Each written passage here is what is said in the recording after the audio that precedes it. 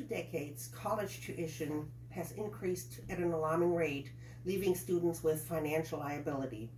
Debt from higher education is now the second largest source of personal debt in the United States, according to USA Today, who published this article in 2014.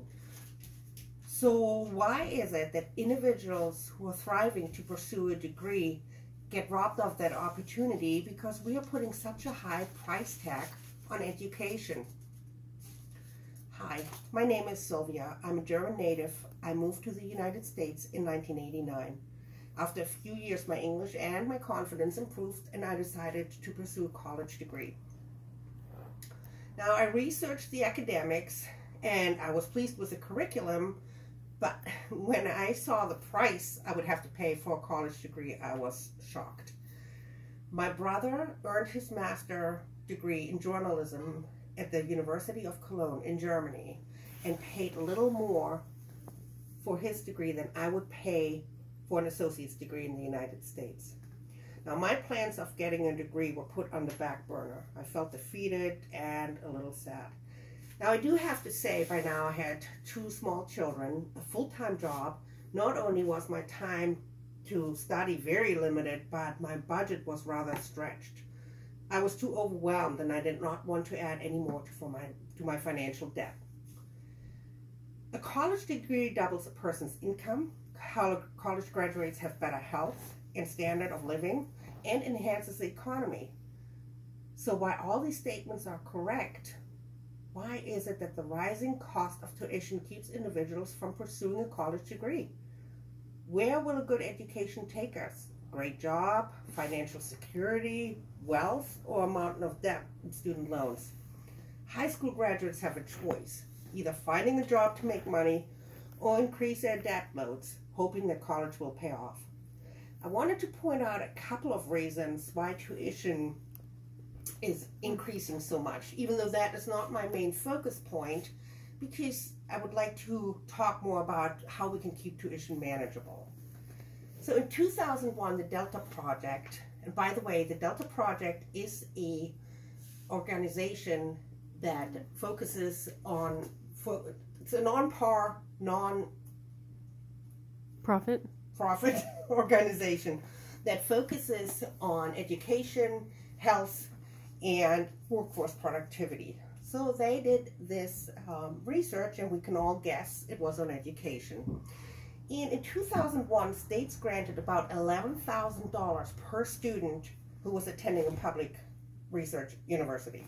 12 years later, the grants decreased to $8,000. Now, public funding continues to dwindle. Most of the money in higher education comes from private gifts, grants, donations, contracts. Now, students are left with paying more than half of the cost of a degree, according to Delta. They also point out that comfort and amenities for students is another reason why tuition is on the rise. While years ago, students lived on oodles and noodles and Cheerios, the trends have changed.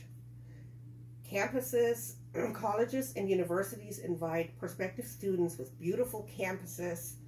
Cafeterias now offering lush meals along with fully equipped, top-of-the-line electronics, dorm rooms mirroring hotel rooms.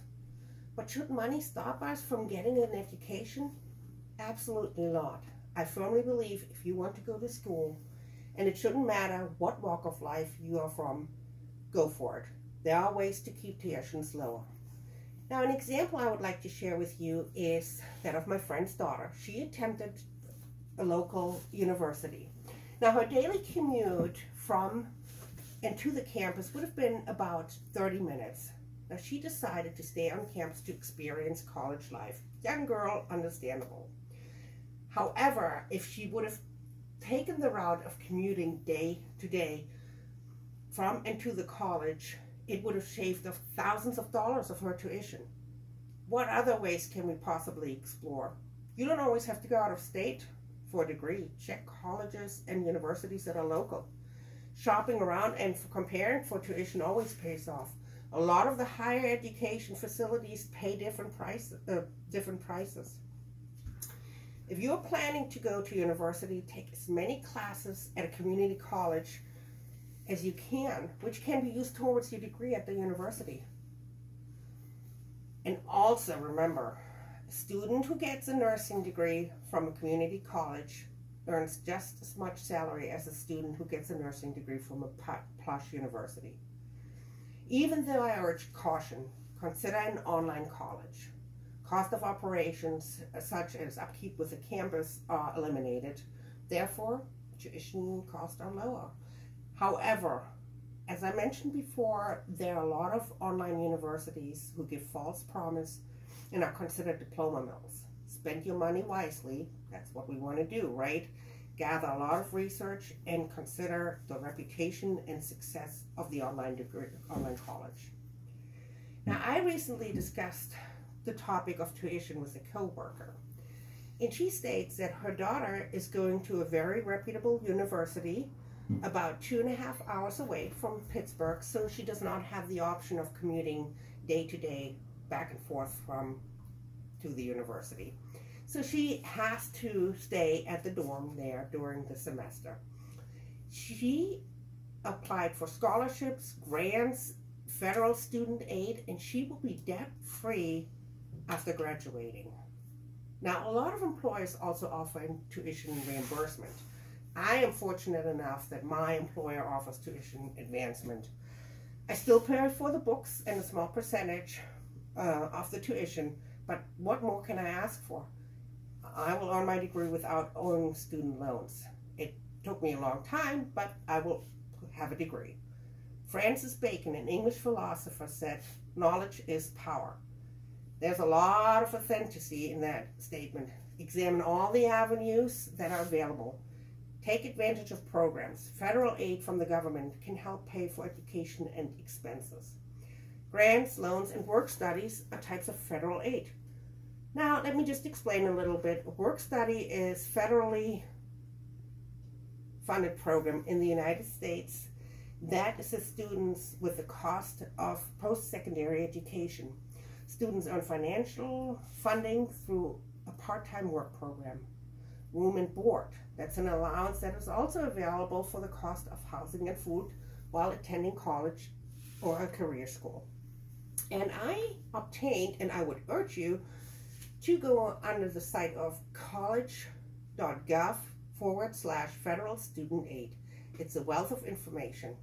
So keep in mind, there are ways to reduce tuition.